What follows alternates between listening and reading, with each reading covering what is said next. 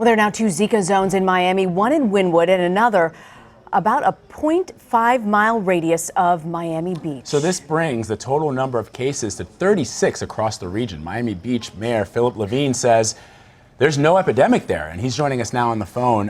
Mayor, thanks for taking time out under what I'm sure are very difficult circumstances. Are you prepared for a potential Zika outbreak in your city?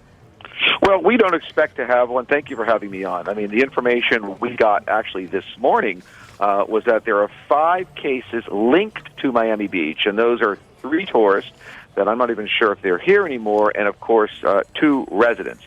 I guess they were locally transmitted, from what we understand from the Florida Department of Health, and we're working with the Florida Department of Health, our county, and we're doing everything in our power.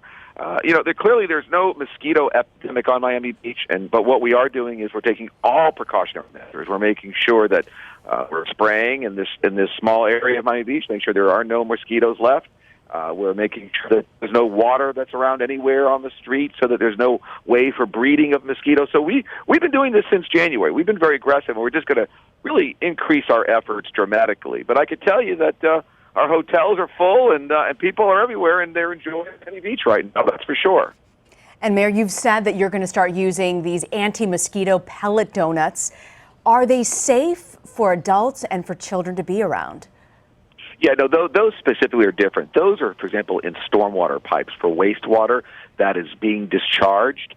In order for that water to be sitting there, we want to make sure that they would not in any way be an area for mosquitoes to breed any way whatsoever. Those are put down into like sewage pipes, into stormwater pipes.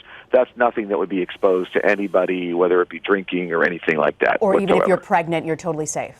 Yeah, and I think so. And I think at this point, we have not heard of any warning from the CDC so far. We business as usual, but of course, we're taking all the aggressive necessary steps. This is very serious. This is something that, listen, whether it's Miami, it's Broward County, Palm Beach County, Georgia, New York, you're going to have incidents of these Zika cases all across the country. I believe you will. And we just need to make sure that we get our act together in Washington and we fight back on this, and hopefully this will become someday a distant memory. Mayor, in Key West, they're going to vote in November about using these genetically modified mosquitoes. They'll essentially kill out all the mosquitoes. Are you considering that option, and what do you think about Key West doing it?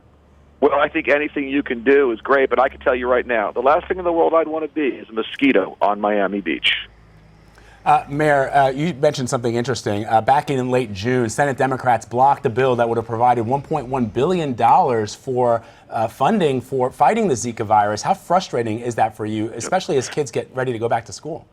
It's very frustrating, because I think that what the people of America are saying is we want the political leaders to work together, get things done, and in a situation like this, hey, listen, a mosquito, Zika, it's not Republican, it's not Democrat. It affects all of us. And I think that's why we have to all work together. So it's frustrating, but I have faith and confidence that this will come together, and I believe that we will make sure that Zika will be a distant memory. Okay, Mayor Philip Levine, thanks so much for joining us, Mayor. Thank you so much for the opportunity.